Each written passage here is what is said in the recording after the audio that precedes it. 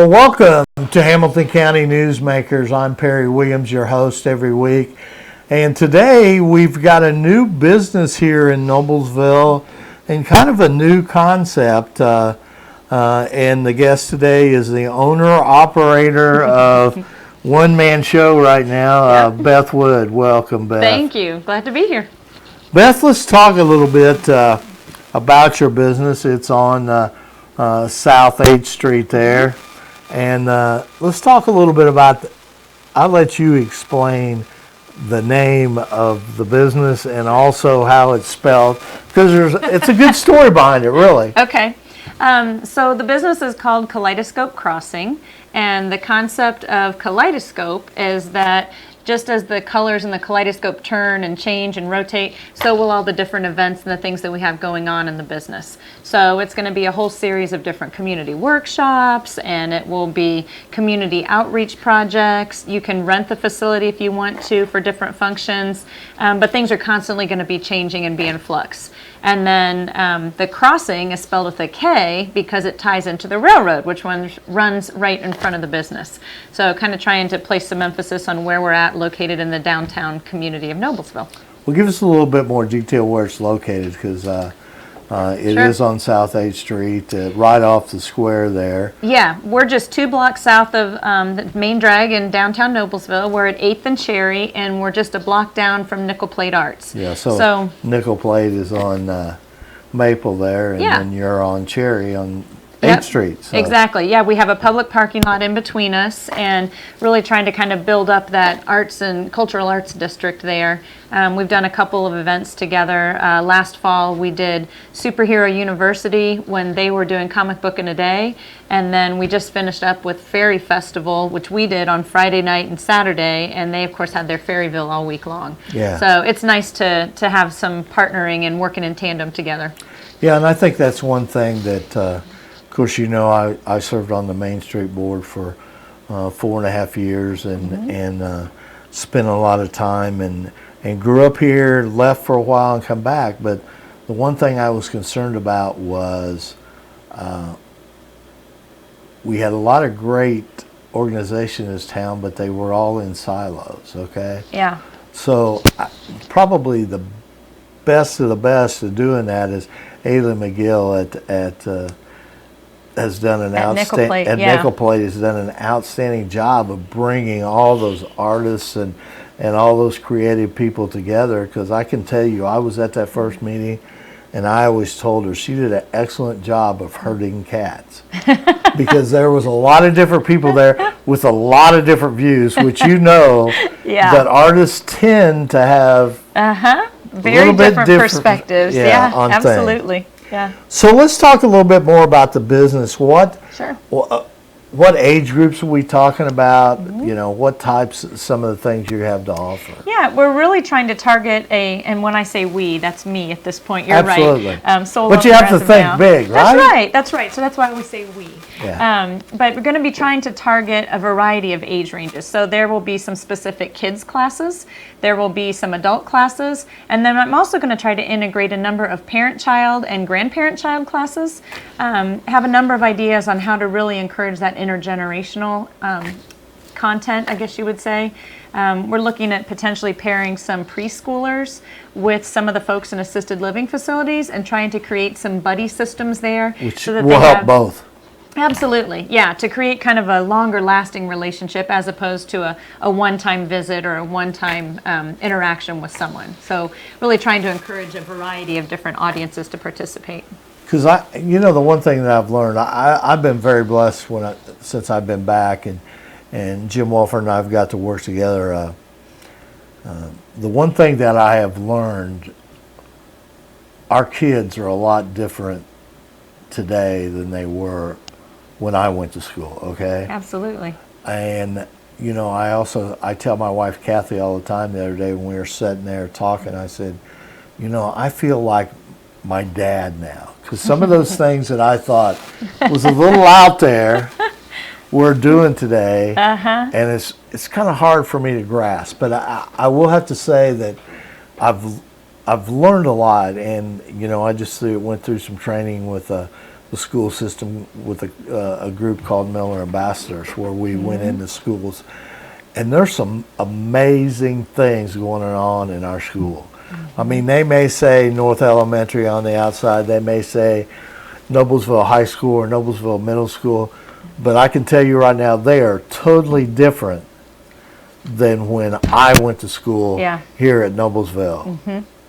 And I really truly believe, from what I see and how the intelligence of these young people, that it's probably for the best. Absolutely. Well, and that's one of the things that I would really like to do with Kaleidoscope Krossing, is to try and bring these different folks together, so that it's not operating in silos, like you mentioned, but it's really, there are three things that I'm really trying to emphasize and encourage with Kaleidoscope Krossing. One is creativity. I'm an architect by training, and so creativity has been a big part of what I've done. Collaboration, trying to bring different types of people together and building teamwork and fostering relationships that might not otherwise happen in the community, and community support.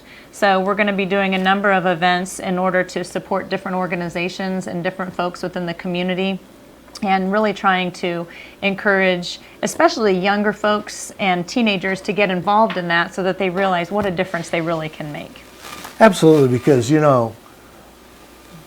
when I went to school, and I hate to keep referencing back, but the one thing about it, when we were in school, we were in this little box, okay? I mean, truthfully, we were in this little box. You came in every day, you sat in the same seat, okay? And you were given assignments to learn the names of all the states in the union, okay?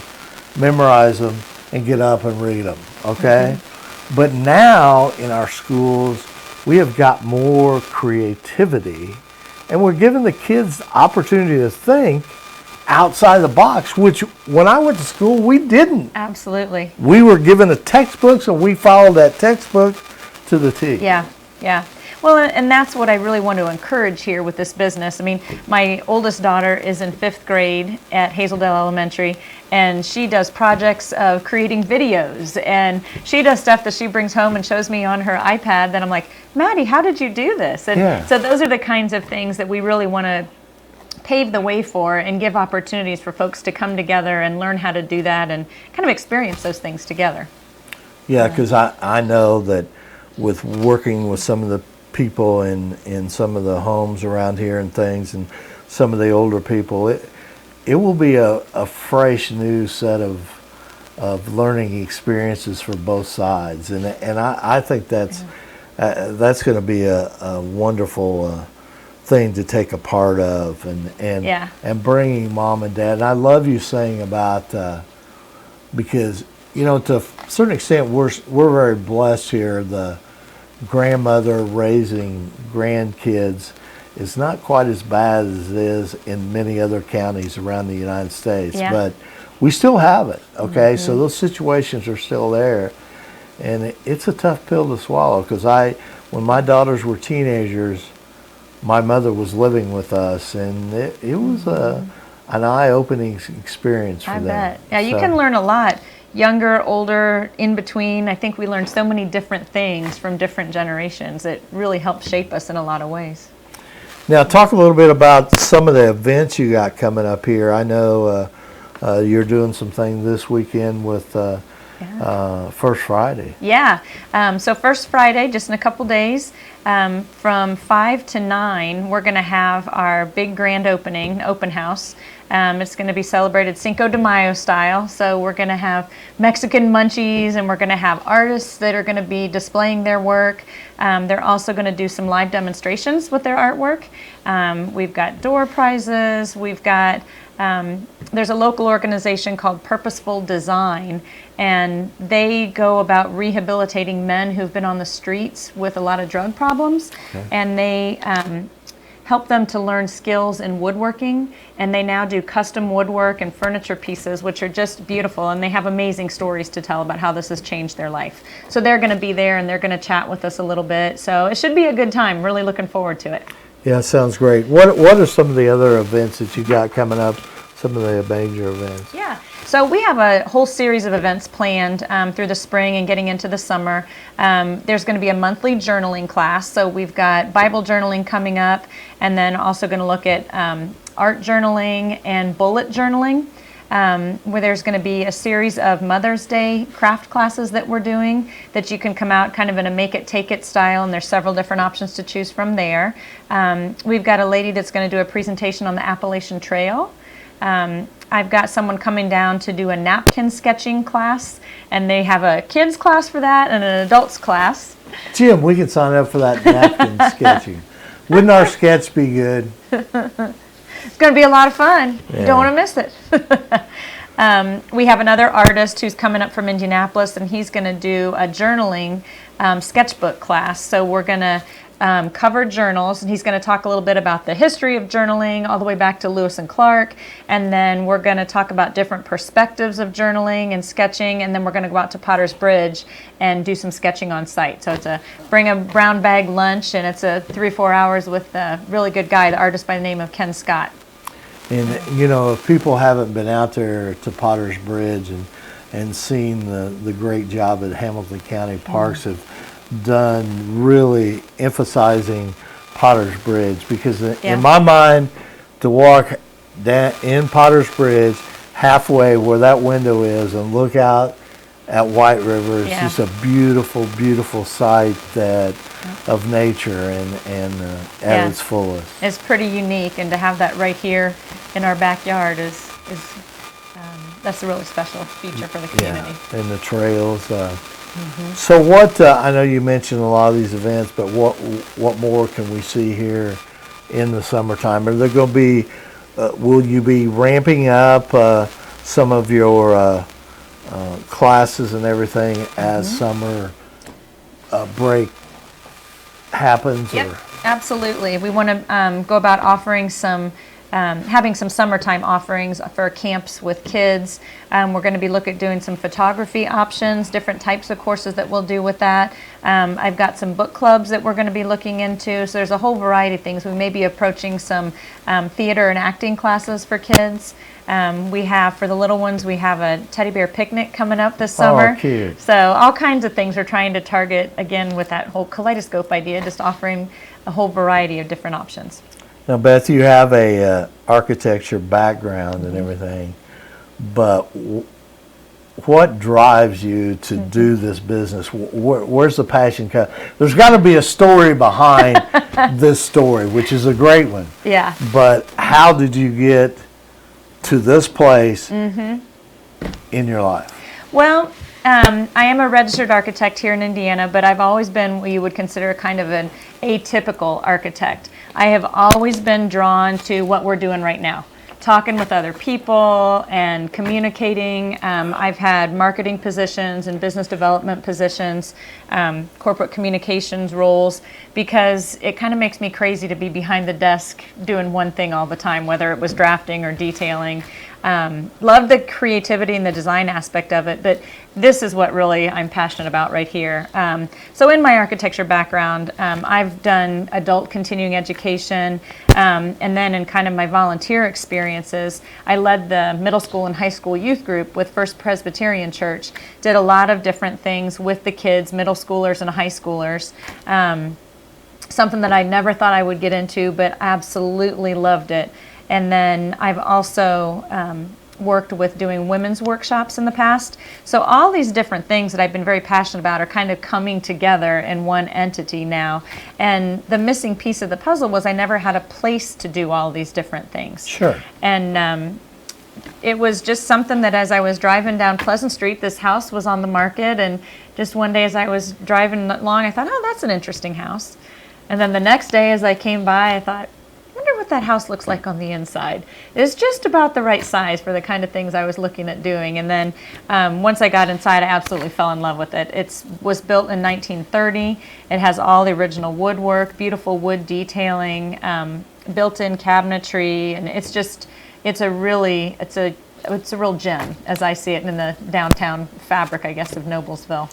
So that part of it, the architecture person came out in the beginning to pick that, and I think that's a great a great area, and I think that there can be some outstanding growth in the city down 8th Street if it's properly managed to make that quite an art type of creative area for years to come.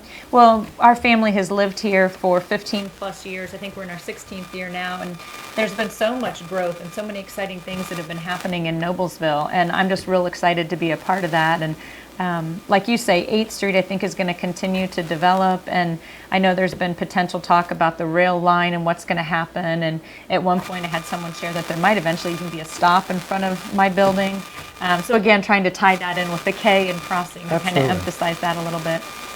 Yeah, because, you know, the one thing in the search engine, you've seen this by you being here 15 years, my passion is downtown, and there's many mornings that I'll just take a walk and maybe walk 15, 20 blocks one way, 15, 20 blocks another way, north, south, east, and west. And you got to be amazed that how many people have invested in older homes in Noblesville and fixed them up. Yeah, there's a lot of downtown pride, that's for sure. Yeah, and that doesn't happen in every community. I mean, you can drive to some communities within 30 minutes of here and not see what you see in downtown Noblesville. And we're very unique in that, and basically we're very unique in this county. I would definitely because agree. If you go to Fishers, you go to Carmel, they're tearing those places down, and they're building something big, new, and shiny. Which that's them. But history is very important to Noblesville. It gives Noblesville a unique character. Yeah, and that's what we need. Yep, that's what absolutely. we need. Well, and another thing that we're going to be doing at Kaleidoscope Krossing is renting the facility. So if there are groups that want to come in for, smaller business meetings or birthday parties, family reunions, graduation parties, any of these type of events that your house just isn't quite big enough, or you really want to be close to downtown, it's open for events like that also. Because we have some very unique eating establishments in downtown. That's just a little walk away from your place. So and that's the one thing about it. I know the situation. There was a restaurant owner in Noblesville that still has a restaurant there, but he was courted very heavily in Zionsville because Zionsville had a great downtown, but they had no place to eat. Yeah. And so those things, we're very, very blessed that we have some great eating establishments, some great retail stores downtown. That's right. So there's a lot of things to do. Yeah. And this is just another piece to that puzzle of making Noblesville a destination. Right. So. Yeah. Well, it's just a short walk down from the downtown square to hit Nickel Plate Arts, and then Kaleidoscope Krossing. That whole kind of district can begin to form, and really excited to be a part of that as it's growing. Well, I appreciate you having a vision to do this, being an old Noblesvillian, and I thank you very much for that. Let's, before we're about to wrap up here, but let's again talk quickly about this weekend and what you got going, where you're located. Absolutely. So Kaleidoscope Krossing is at 185 South 8th Street. So that is 2 blocks south of the downtown square. We're at the corner of 8th and Cherry. And this Friday, May 5th, from 5 to 9, we're going to be having our grand opening. You have to stop in. It's going to be a lot of fun, Cinco de Mayo themed. And we're going to be having some artists that are going to do exhibits. They're going to be doing some live demonstrations. We've got door prizes. We've got a lot of folks that you can come out and meet, have all the different community workshops revealed. So it should be a lot of fun. Sounds great. Well, Beth, I appreciate you coming on. If there's any time here in the future that you have a big event that you want to tell the people about, we at Hamilton County TV will always be glad to have you and host you here on the show. Well, thank you. I appreciate it. Thanks for your time today also. Thank you. Well, listen, that wraps it up for Hamilton County Newsmakers. I'll see you next week where I have one of my regulars, the Westfield Chamber of Commerce President Jack Russell, who will talk about many things. Thank you.